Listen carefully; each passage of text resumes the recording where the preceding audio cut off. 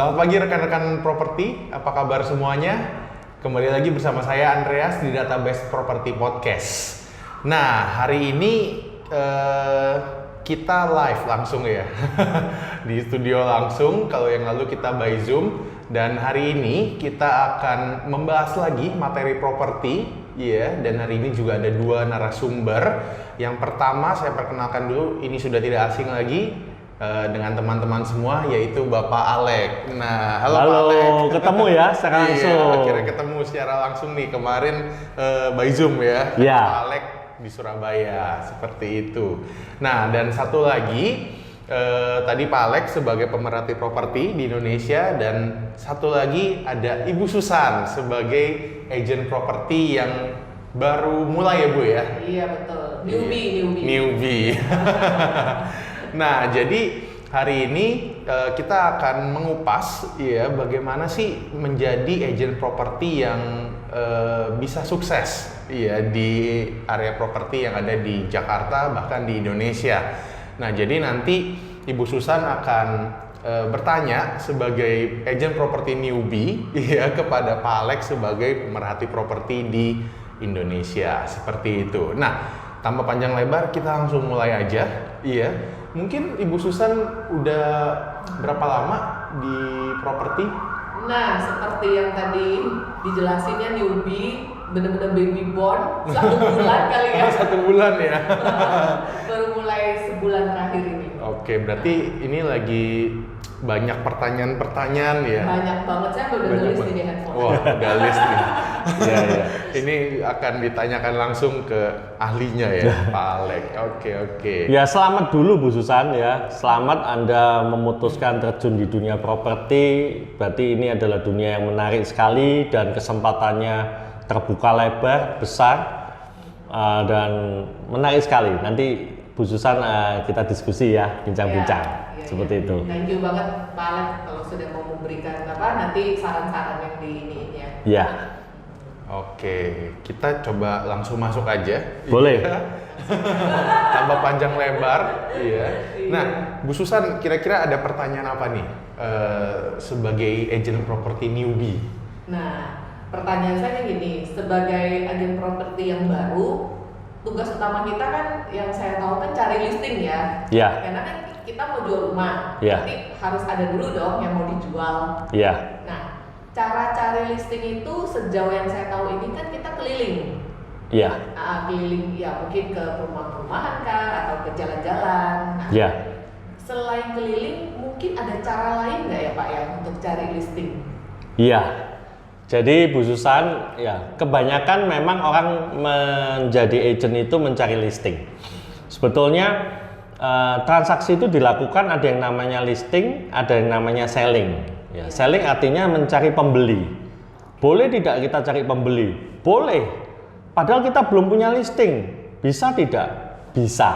Ya, tetapi selain keliling, yang paling utama itu bagaimana orang di sekeliling kita, temannya Bu Susan, saudaranya Bu Susan, siapapun yang berkenaan sama Bu Susan, itu harus tahu bahwa Bu Susan ini adalah agent properti. Oke. Jadi Bu Susan mempromosikan diri, kalau nanti kamu cari rumah, kalau Bapak Ibu teman-teman sekalian kalau mau cari rumah, mau beli rumah atau mau jual rumah, mau sewakan rumahnya, hubungin saya ya. Oh ya. Jadi kita rebranding, kita promosi pekerjaan kita. Oke. Ya, tentunya Bu Susan waktu keliling kan melihat begitu banyak spanduk-spanduk gitu ya. Ada tidak atau banyak tidak spanduk yang dari owner sendiri yang jual? Tidak banyak. Gak banyak betul. Iya kan? Masuk list pertanyaan saya berikutnya. Nah, masuk list pertanyaan berikutnya. Iya. Jadi kalau tidak banyak, maka lakukan cara yang pertama yang tadi saya katakan, rebranding pekerjaan kita. Oke. Lalu jangan lupa untuk mengingatkan kembali, reminder. Selang 1 minggu kita menyapa beliau, menyapa teman-teman Bu Susan, saudaranya. Masih ingat nggak? Kalau cari rumah hubungin saya loh. Oke. Jadi rebranding itu penting, mengingatkan kembali ya. Nah, sampai berapa kali? 2-3 kali cukup. Ya, jangan setiap hari diingatkan. Emosi. Ya. Tapi kalau 2 kali, 3 kali, setidak-tidaknya kalau ada jawaban, iya ya, saya tahu, iya ya, aku ingat kok, ya. Kalau dia sudah sampai seperti itu, artinya benar-benar ingat, ya. Nah, cara yang kedua yaitu kita mencari via digital. Listing itu ada via digital, ya. Via digital juga memperhatikan, masukkan aja kata kunci, ya, kata kunci jual properti daerah tempat tinggal Anda. Misalnya jual properti Kemayoran gitu diketik, jual properti Pantai Indah Kapuk. Nah, di situ kan banyak pilihannya. Nah, Anda tinggal pilah-pilah. Kalau tidak membawa bendera kantor properti, bisa jadi ada situs-situs jual properti yang dimanfaatkan sama owner langsung. Nah, seperti itu. Melalui medsos, media sosial, branding kita juga perlu ya. Melalui WA, melalui Facebook, IG, bahkan TikTok pun boleh-boleh saja. Dengan begitu Anda akan mendapatkan listing properti selain kunjungan langsung atau keliling langsung melihat calon listing yang bisa kita manfaatkan. Seperti itu. Oke. Berarti kalau yang tadi nyari-nyari di media sosial itu, itu termasuk salah satu cara kita cari listing yang bisa langsung terhubung dengan owner ya? Iya, iya. Bisa juga dengan memancing pertanyaan kepada orang yang kita kenal, itu bisa. Contohnya begini, kita tahu nih teman kita, saudara kita rumahnya lebih dari 1, lebih dari 2. Banyak loh orang yang memiliki rumah lebih dari 1, bahkan lebih dari 2, dibiarkan begitu saja. Padahal rumah-rumah kosong itu atau ruko yang kosong, bahkan sekarang kan banyak tanah yang disewa. Ya, itu bisa dijadikan uang. Jadi kita memancing dengan, rumahmu kan lebih dari 2 nih, mau nggak? Jangan mau dijual langsung. Mau tidak rumah ini menjadi keuntungan? Nah, kan gitu ya, iya, disewakan kan keuntungan kan? Iya, betul. Disewakan keuntungan, dijual juga keuntungan loh. Nah, seperti itu. Mau nggak rumahmu ini jadi keuntungan? Gimana? Nah, disewakan bisa. Dijual juga untung loh. Kenapa dijual untung? Kan orang tidak tahu bahwa rumah yang mereka miliki itu dapat untung, bisa dibelikan lagi rumah-rumah yang under price, rumah-rumah yang tidak mengalami kenaikan dalam 5 tahun terakhir ini. Cukup banyak loh orang yang masih butuh modal, jual rumahnya salah satu atau salah 2 dari properti yang mereka miliki untuk menggerakkan ekonomi bisnis mereka. Ya, saat ini adalah saat yang tepat. Karena apa? Karena untuk usaha kembali, untuk menggantikan kerugian selama 2 tahun pandemi belakangan ini. Oke, baik. Gitu. Semangat terus Bu Susan. Berarti sudah cukup jelas ya Bu ya? Cukup. Iya. Memang benar sih kata Pak Alek, sosial media ya. Ya.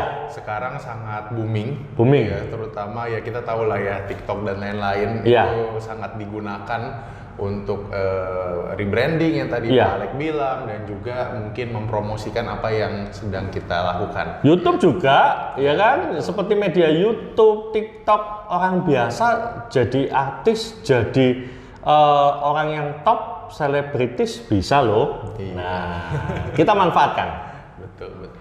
Nah, ini saya dapat satu hal bagus sih tadi yang Pak Alek bilang, ya kita harus branding diri kita dulu. Teman-teman, saudara, pokoknya orang-orang yang dekat sama kita harus tahu dulu kalau kita ini agen properti. Nah, ini yang sampai sekarang saya belum lakukan. Karena di awal waktu berpikir, oh iya ya, pengen belajar jadi agen properti. Nah, nonton-nonton di YouTube lain kan banyak yang menyarankan, oke, tugas utama cari listing. Nah, bayangan saya cari listing itu ya keliling gitu loh. Jadi selama ini ya sebulan terakhir lakukan yang benar-benar keliling cari listing, belum membranding diri sendiri, itu belum dilakukan. Nah, mulai sekarang harus. Oke, luar biasa ini. Ini baru satu pertanyaan aja ya, udah banyak yang kita dapatkan ilmunya ya. Nah, Bu Susan ada pertanyaan lagi? Ada. Oh ada, kayaknya banyak nih. Nah, yang berikutnya itu tadi kalau dari medsos apa kan udah. Kalau misalnya kita keliling, nah yang saya sering bingung tuh gini Pak, saya keliling cari rumah. Kebanyakan kita tahu rumah itu dijual kan dari spanduk. Ya. Dan itu spanduknya udah agent lain. Nah, saya cuma kebayang gini, kalau saya ikutan juga, berarti kan satu rumah itu dijual rame-rame. Nah, berarti kan sebenarnya peluangnya lebih kecil. Iya. Nah, jadi sebaiknya kan kita kalau mau dapat peluang yang lebih besar, kita harus cari rumah yang belum ada spanduk. Betul. Nah, tapi kalau belum ada spanduk, kita tahunya dari mana kalau rumah itu dijual? Nah, ya, ini menarik sekali ya. Seringkali hal yang sepertinya sederhana atau remeh, tapi dilupakan. Caranya yang pertama, kalau biasanya Bu Susan cari listing melalui kunjungan ya, lihat di daerah-daerah gitu. Pertanyaan saya, kurang lebih jam berapa Anda mengunjungi daerah tersebut? Pagi, siang, sore? Pagi. Nah, pagi ya. Iya. Tambahkan malam. Kenapa malam? Kalau kita keliling malam hari, dengan mudah kita tahu ini rumah kosong atau rumah dihuni. Oh, Iya, oke. Iya. Lah kalau rumahnya lampunya gelap cuman satu aja lampu. Biasanya rumah kosong paling banyak ya depan cuman 1-2 lampu saja dinyalakan. Seringkali tidak. Oke. Ya. Begitu rumah-rumah yang tidak ada lampunya itu atau tidak dinyalakan, indikasinya cuma 2 Bu Susan. Yang pertama orangnya keluar kota, jangka waktu cukup lama. Ya, yang kedua rumahnya kosong. Nah, mulai kita indexing, ya, diindeks, dicatat nomor berapa, difoto rumah-rumah yang kosong. Nah, tentunya itu terlihat. Oh, tidak ada lampunya, tidak ada spanduk. Nah, peluang rumah kosong itu selalu ada. Oke. Jadi tidak ada lampu menyala, tidak ada spanduk. Berarti rumah ini belum di listing sama broker lain, ya agent lain. Terus lanjut nih ya, Pak. Ya. Terus kita tahu nomor kontak owner itu dari mana? Ini benar. Ini Anda berarti sudah detail. Taruhnya gimana? Banyak. Yang pertama, biasa kan kalau keliling daerah, ya sahabat terbaik kita adalah penjaga lingkungan. Pak Satpam, ya, security, gitu ya. Kan masuk kadang-kadang kan tidak banyak daerah masuk itu bisa bebas. Ya, meninggalkan KTP, apa ya. Nah, dengan begitu, saya katakan ya sahabat kita. Artinya apa? Setelah kita mau keluar, kita ngobrol sebentar. Pak, saya ini dipesenin orang ya untuk mau beli properti daerah sini. Saya lihat nomor 15 rumahnya gelap. Apakah Bapak tahu pemiliknya siapa? Seringkali juga Bu Susan, ternyata pemiliknya itu tinggalnya nggak jauh dari situ. Dan karena penjaga lingkungan atau security atau Pak Satpamnya ini juga bisa saja tahu, bisa juga orang-orang yang rumahnya kosong itu juga menitipkan nomor handphone kepada Pak Satpam itu. Nah, jadi Pak Satpam itu security itu sumber berita. Iya, dia tahu loh nomor teleponnya, nomor WA-nya pemilik itu. Ya, tentunya kita sharing, kita berbagi. Saya ajarkan tips saja bahwa sering-seringlah berbagi. Bukan, jangan memberikan uang, ya, karena salah paham nanti. Kalau diberikan uang, dikira mau berbuat yang tidak baik atau memanfaatkan.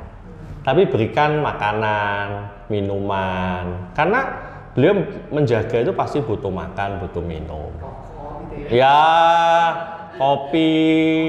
kopi saset boleh, nggak apa-apa. Roti, snack-snack, ya rokok, ya silakan. Yang penting terjadi Pak Sapam itu kita berikan kartu nama kita. Pak Sapam itu tahu harus menghubungi siapa, karena pemilik properti itu juga seringkali menitipkan. Ya, menitipkan propertinya juga. Kalau ada orang yang cari rumah, kasih tahu saya, Pak. Nah, itu. Oke, nah berarti ini security pun bisa jadi sumber informasi ya Pak ya? Ya, ART. ya. Ada juga tempat-tempat olahraga. Ya, setiap daerah itu biasanya ada tempat olahraga bersama. Ya, baik senam atau gedung serbaguna atau clubhouse seperti itu. Ya, tinggal kita pindah-pindah saja. Kita jadi member clubhouse di mana. Nah, kita akan memiliki jaringan, kita mengenal lebih banyak orang. Nah, seperti itu. Oke. Nah itu ya Bu. Jadi sudah jelas. Sudah, saya dapat banyak ide dari listing. Kayaknya abis ini jadi langsung banyak closing nih. Semoga. Masih ada pertanyaan lagi? Ada. Silakan. Itu ide-ide dapat listing kan udah dapat nih barusan. Nah, berarti di otak saya udah muter-muter nih. Tugas selanjutnya setelah dapat listing itu kan gimana caranya kita mempromosikan listing kita. Betul. Supaya terlihat. Ya, supaya terlihat Ya. dan ada yang Laku. gitu kan, ya, bisa laku. Nah, jadi promosi yang bisa kita lakukan itu apa aja gitu Pak Alex? Ya, kalau promosi itu kita sendiri ya, dalam keseharian kita itu kita nggak mungkin lepas dari gadget ya, handphone. Nah, otomatis listing-listing yang Bu Susan miliki akan lebih bagus kalau terlihat di handphone mereka kan. Jadi handphone itu, tiap handphone kan rata-rata apa sih yang dimiliki programnya? WA. Ya, kalau anak-anak muda milenial nggak lepas dari IG, TikTok, Facebook, YouTube. Saya kira itu sudah hampir semua handphone minimal salah satu, salah dua dari program yang kita katakan. Nah, jadi itu harus terlihat. Balik ke medsos ya berarti? Iya, kembali ke medsos. Juga ada cara yang sudah lama ditinggalkan, tetapi masih ada saja kemungkinan untuk terlihat. Contoh, yaitu brosur. Nah, jadi brosur, tapi brosur ini kalau di rumah ya sudah terbuang atau tidak terlihat, yang mengambil pembantu, atau kalau kena angin, kena air juga nggak bisa hilang ya. Tetapi brosur ini bisa kita tujukan di kantor mereka. Di kantor mereka tinggal kasih amplop, namanya siapa. Begitu banyak kan daftar nama, melalui googling aja kita bisa cari siapapun. Kantornya, nama pemimpinnya siapa, kantornya di mana. Kita kirim. Nah, memberikan surat penawaran. Brosur melalui surat penawaran juga bisa di tempat kerja mereka, tempat usaha mereka. Ya, kan di sini di kota ini begitu banyak gedung-gedung, bukan hanya kantor tapi usaha. Kayak di Mangga 2, Harko, Glodok, ya, Tanah Abang. Yang mana industri-industri kerja itu yang perputaran uangnya itu puluhan ratusan juta per hari.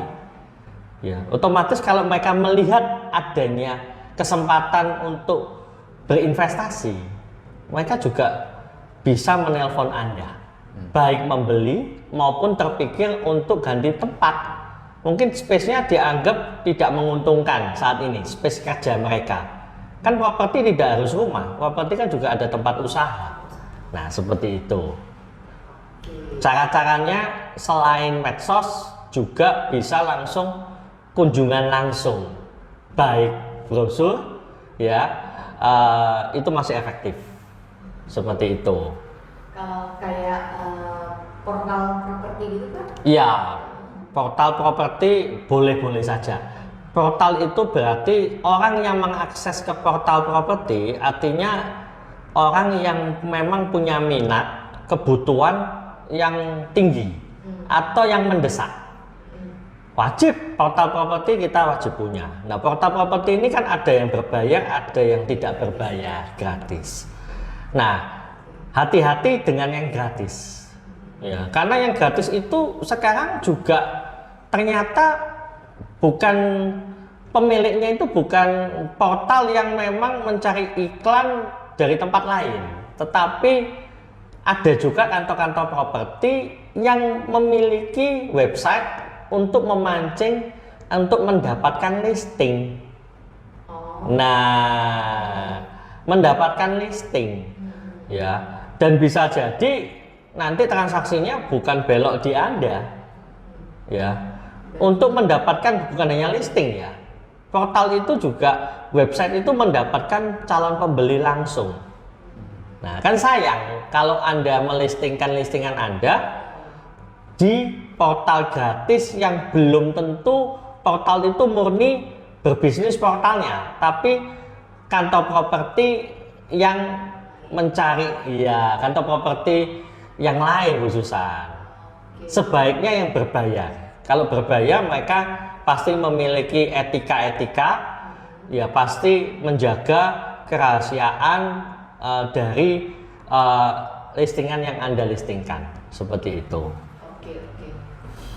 Berarti ya sih di mana-mana ya apa pepatah lama. Apa tuh?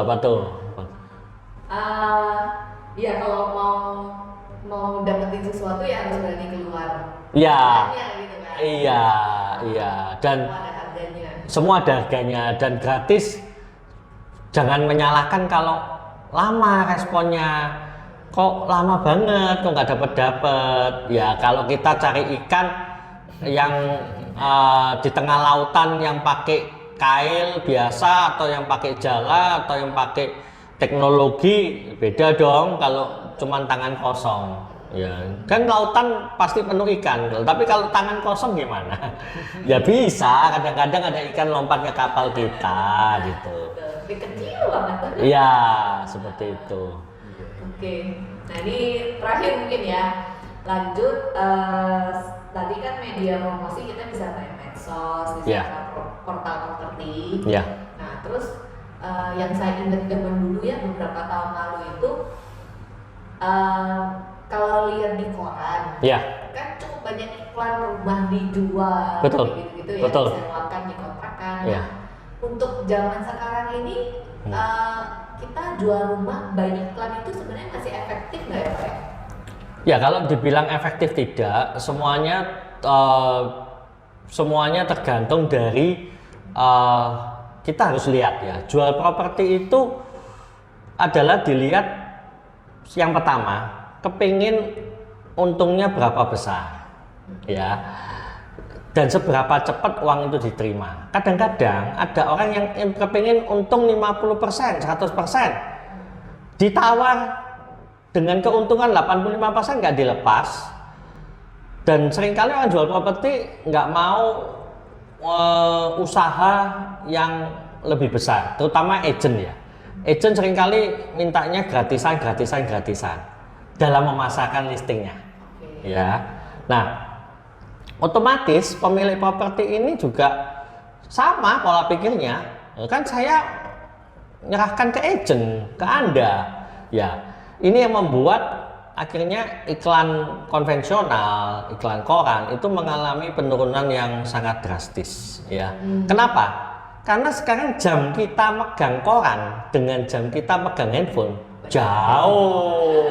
Ya, pegang koran itu mungkin sehari nggak lebih dari setengah jam untuk sekarang. Ya, untuk sekarang. Dan tiras orang yang berlangganan semakin lama semakin kecil, semakin sedikit. Koran sendiri sudah banyak bertransformasi menjadi koran digital. Nah, kan bertransformasi jadi koran digital, ada pilihan orang tidak membuka halaman itu. Nggak buka halaman itu. Tapi kalau koran fisik, setidak-tidaknya kan sudah kebiasaan membuka. Kalau zaman saya dulu, Bu Susan, buka koran itu dari halaman belakang ke depan. Kalau saya loh ya belakang dulu, terus nanti ada sebelum belakang itu belakang ke depan itu halamannya berikutnya bioskop, biasanya iklan bioskop, iklan apa bukan iklan, berita kematian, ya duka cita. Baru halaman agak tengah-tengah itu iklan. Nah sekarang penurunannya drastis, ya otomatis kurang menarik. Ya, bukannya tidak bisa, televisi, media koran, radio masih ada pangsa pasar, tetapi sangat turun. Nah, ada banyak alternatif dengan uang yang sama dikeluarkan, bahkan lebih murah, bisa bertahan cukup lama. Nah, itu bisa memanfaatkan yang non fisik seperti itu, atau dunia digital, dunia maya. Itu. Oke, setuju sih. Apalagi sekarang di daerah semuanya serba digital ya. Betul. Iya, jadi ya inilah kita harus adaptasi dengan perkembangan dunia penjualan, adaptasi tidak hanya bukannya tidak mungkin ya, mungkin seperti tadi saya katakan brosur sudah langka tuh, ya pameran mobil aja minta brosur. Bapak bisa di internet bisa unduh PDF-nya segala macam, ya. Pameran mobil, pameran rumah pun sama, sudah mengurangi brosur cetakan. Tetapi kalau kita dapat surat, ya kita membuka, harapannya orang itu melihat, membaca, terinspirasi, akhirnya menghubungi kita. Itu masih mungkin, ya masih mungkin, itu. Luar biasa ya. Kita jadi banyak ilmu yang didapat, sebagai agent properti newbie. Betul. Atau mungkin buat teman-teman properti yang sudah lama pun, mungkin ini merefresh ulang, apalagi sekarang teknologi semakin maju, kita harus mengikuti dan beradaptasi ya Pak ya, supaya ketinggalan. Dan satu lagi, menjadi agent properti itu adalah sebuah peluang kebanggaan. Karena apa?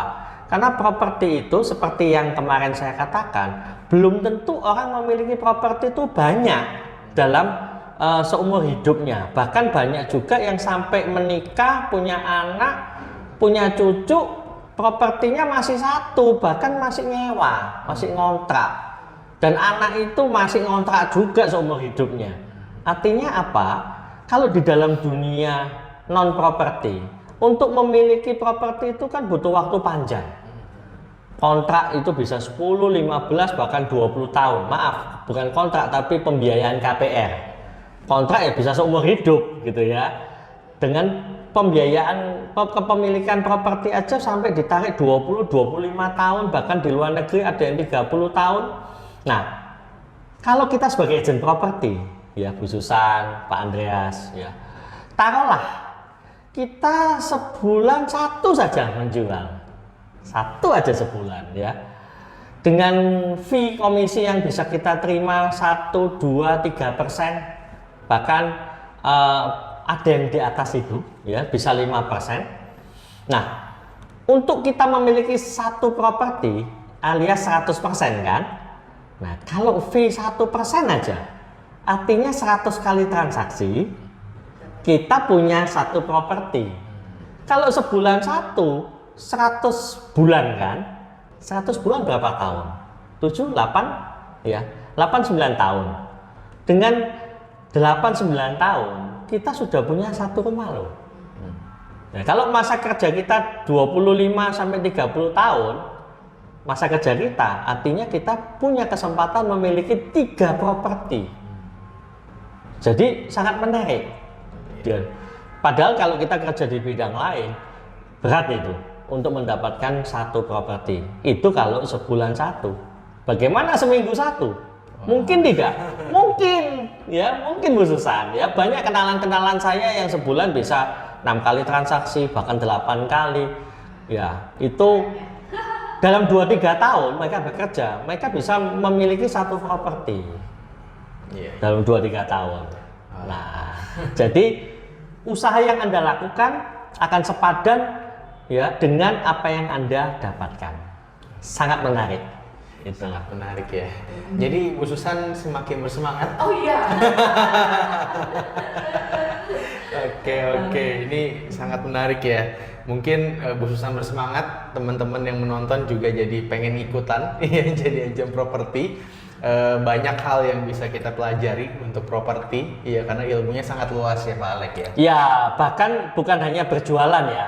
Itu experience Anda, pengalaman Anda dipakai untuk memiliki properti sendiri. Betul. Ya, bahkan cukup banyak orang yang mendapatkan keuntungan kalau sudah menjalani memilih properti yang tepat itu menjadi agent properti. Ya, dengan menjadi agent properti, maka informasi pertama itu ada di tangan Anda. Ya, informasi pertama. Orang mengubah keputusan untuk menjual harga 2 menjadi 1,5 sering. Bahkan 1,2 pernah. Alias 2M menjadi 1,2M. Artinya Anda menghemat berapa? 40% yang Anda hemat. Nah, menghemat 40%. Kalau 3 kali transaksi aja, artinya sudah penghematan itu sudah bisa beli satu lagi. Nah, jadi rumah diskon itu sangat memungkinkan. Yang dapat siapa? Yang dapat adalah orang yang memanfaatkan jasa agent properti. Yang pertama, yaitu pembeli yang memanfaatkan agent properti. Yang kedua, agent properti tersebut. Nah, jadi selamat berburu ya dengan keuntungan-keuntungan yang didapatkan, dan jangan takut dengan kata-kata sales ya. Karena dunia tanpa sales tidak akan jalan. Ya, seperti itu. Wah, ini luar biasa ya. Ibu Susan masih ada yang mau ditanyakan mungkin? Saya rasa sih cukup ya. Cukup ya. Nah, untuk saat ini cukup ya. Mungkin nanti by the time kalau saya udah jalani lagi, harusnya saya akan muncul pertanyaan-pertanyaan baru lagi. Betul, ya betul. Muncul pertanyaan tapi sudah ada closingan. Ya. Oke, ya. Berarti semangat untuk Ibu Susan.